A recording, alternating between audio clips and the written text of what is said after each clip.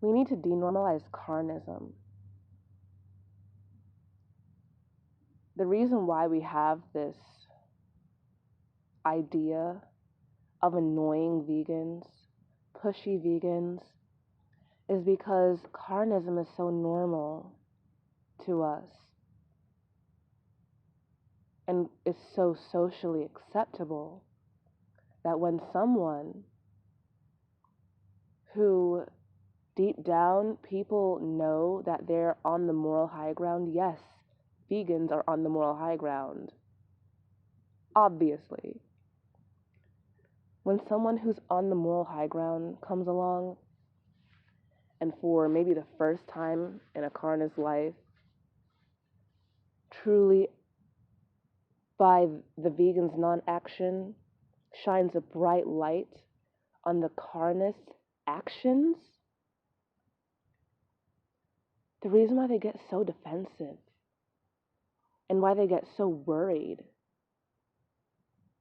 and why they get annoyed and experience so many negative emotions towards vegans,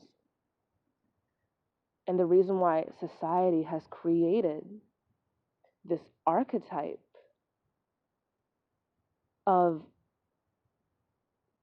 annoying vegans who can't shut up. The reason we look at vegans like that is because the act of slaughtering, torturing, murdering, raping, stealing from animals is normal. If treating animals the way we treat them today weren't normal, we wouldn't look at vegans like they're weird, because we'd all be vegan, first of all.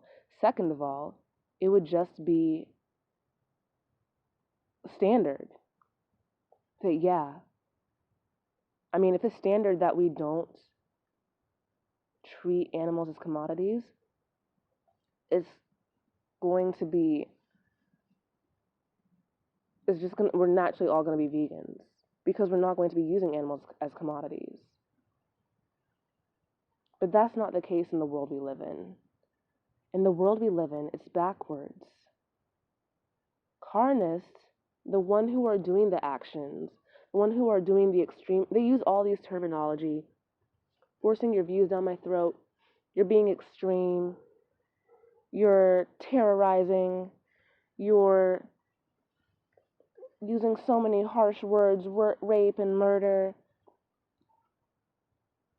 But they can't ever shine the flashlight on their own actions that are literally causing trillions of animals to die every year around the world.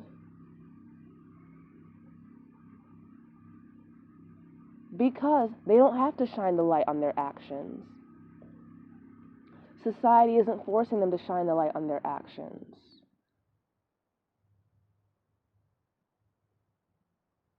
It's normal. It's normal. Everyone else is doing it.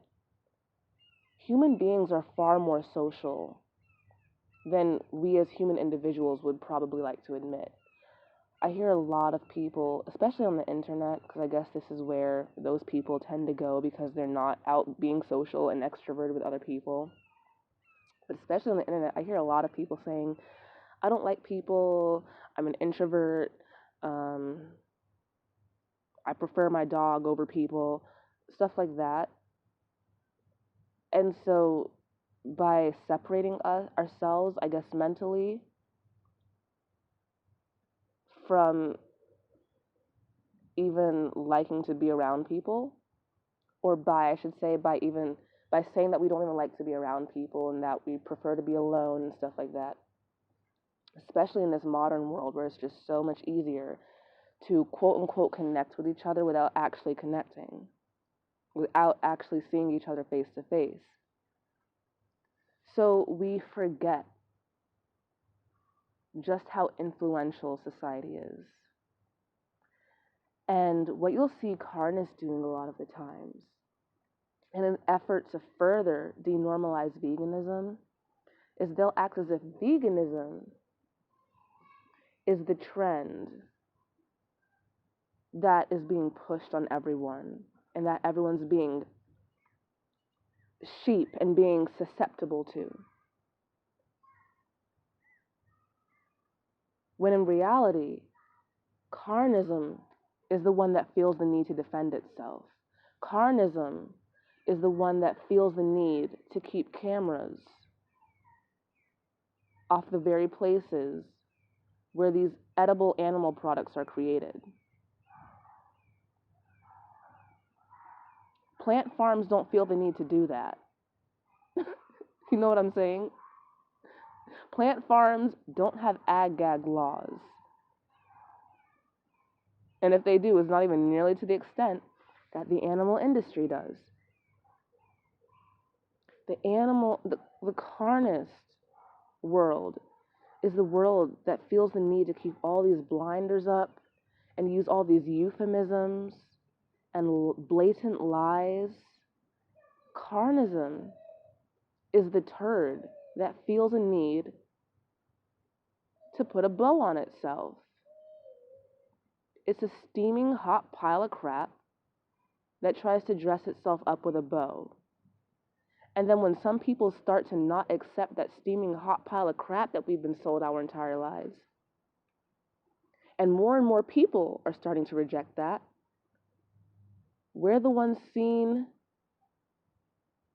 as the trend, the cult that is brainwashing everyone. I'm sorry. Veganism is just a big fat dose of reality. That's what that is. And it's an uncomfortable reality to people who have spent years. They were trained and ingrained in the ideology of carnism. And it's all they know. And they don't know how to live without riding on the backs of animals. We have to learn how to live without riding on the backs of animals, without eating off the backs of animals, without building technology off the backs of animals. We can do that. It is possible. We human beings went from walking across sub-Saharan Africa with sticks to spreading ourselves across the globe and putting our species on the moon. We created the internet when before we had nothing but trees.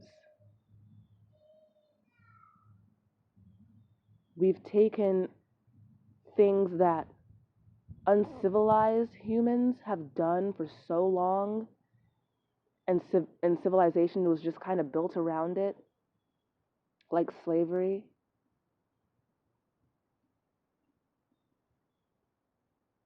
And human trafficking. And we've learned to look at those things as, wait a second, this isn't right. We've done it for so long, but it's time to stop. And it still goes on in other parts of the world. Not every part of the world is as caught up with the first world and with first world morals and ideals. And that's what makes the first world so great. What the first world often does is it takes what it did, and it can do it in bad ways and in good ways. But it takes what it did, what progressions it's made, not regressions now, progressions. And it can help to spread that and normalize that to the rest of the world. Just because it has that much influence. Influence isn't always a bad thing if you're using it for something good.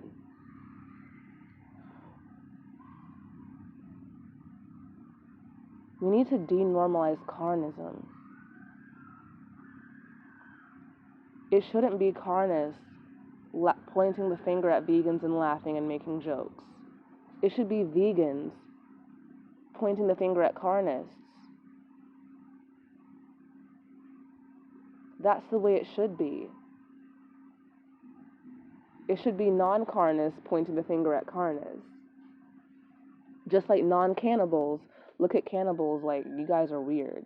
This is something different that I don't really care to take part of. That's how it should be. Carnism is not normal.